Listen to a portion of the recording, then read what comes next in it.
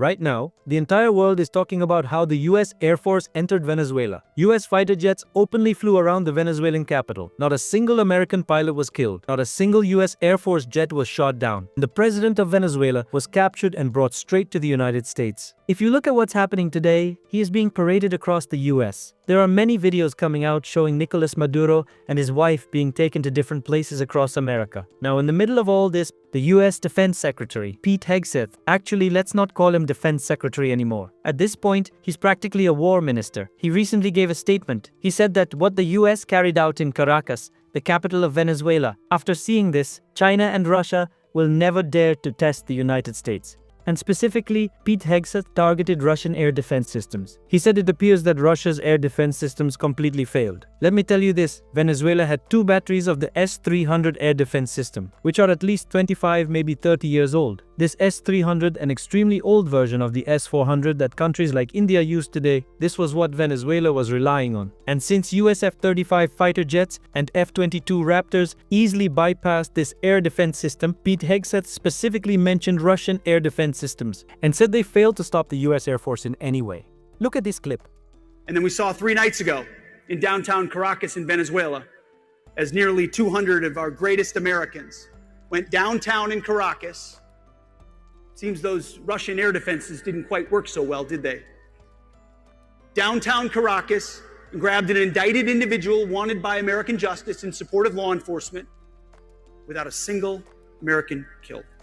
Right now, this is a golden moment for the US military. The operation they conducted was executed perfectly. Not a single fighter jet crashed. Nothing was destroyed. The pilots remained completely safe. They picked up the president of a country and brought him back. The entire world is shocked because never before has any country lifted the president of another country like this. Even Saddam Hussein was kept in Iraq. The US never brought him to America. So what's happening right now is that US ministers call them defense ministers or war ministers, along with media, are openly exposing Russia's old air defense systems and China's newer radar systems. Now, it's very important to distinguish something here. Venezuela was indeed using the S-300 missile defense system, but the whole world knows that the S-300 is outdated. Recently, you might remember when Israel and the US bombed Iran's nuclear sites and destroyed key strategic assets. Iran's S-300 air defense system was practically useless. Iran also has the S-300. Israel literally went in and destroyed Iran's air defense systems using F-35 fighter jets. This is not a secret. The F-35 is a 5th-generation fighter jet, perhaps the best 5th-generation fighter jet in the world. In 2024, when Israel attacked Iran, Fox News reports clearly stated that Israel easily destroyed Russian-supplied S-300 systems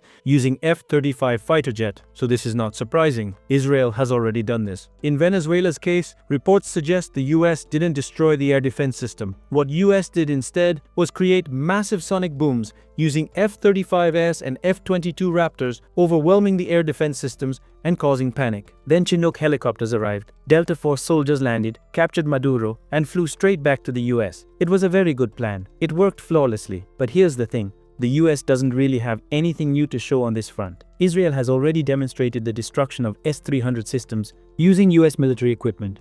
The real exposure here is of China's radar systems. You can see many articles published stating that Chinese-made military radars may have failed Venezuela during the US raid. This article is particularly interesting. Venezuela had Sukhoi 30 fighter jets and the S-300 air defense system, but in front of the US Air Force, they were basically nothing. Venezuela knew that if the US ever took action, they would need extremely strong radars to detect where F-35 and F-22 Raptors were coming from. That's why Venezuela purchased Chinese-made JY-27 long-range early warning radars. These radars failed badly. Their main job was to tell the S-300 system when US fighter jets were approaching. In simple terms, this was Venezuela's DIY, their workaround, to improve air defense, and that workaround failed miserably. Their S-125 surface-to-air missiles also didn't achieve anything significant. Now what's happening is that the US military and government are openly exposing how weak Chinese and Russian radar and air defense systems are compared to US military equipment. This is also a form of information warfare, so that countries, which are still heavily dependent on foreign weapons,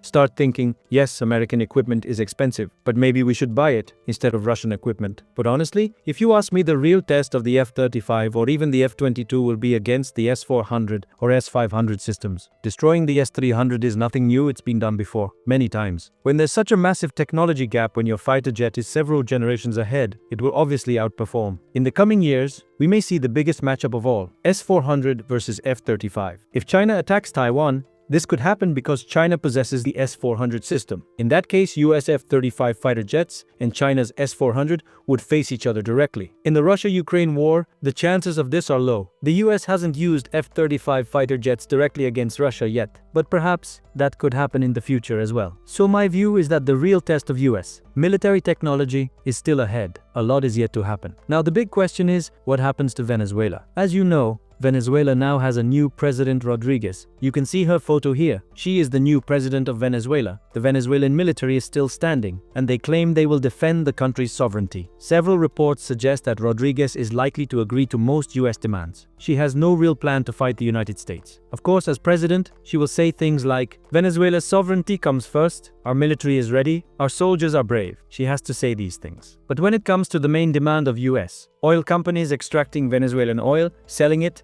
and sending a major share of the profits to the US, it appears Rodriguez is largely ready to agree. Ultimately, what is the US's main objective? Does the US hate Venezuelan people? No. Does the US want to destroy Venezuela to stop drugs? Again, most drugs enter the US through Mexico, not Venezuela. Everyone knows that. The main objective was oil to allow US companies access to Venezuelan oil. Trump has already claimed that within 18 months, US oil firms will be operating in Venezuela. Trump is also claiming that initially, any US company that goes to Venezuela, whether ExxonMobil or others, will have its costs reimbursed by the US government. So basically, US taxpayers' money will be used to ensure US oil companies make profits, and stock prices will rise. And when stock prices rise, US investors, including a large section of American citizens, will make money. The real question is whether Trump's plan will succeed in 18 months, or whether Venezuela's new president will face domestic pressure and resist the US, saying Venezuelan oil won't be handed over so easily. Major developments related to this topic are coming. A lot will happen. Whenever there are updates, I'll bring updated videos for you.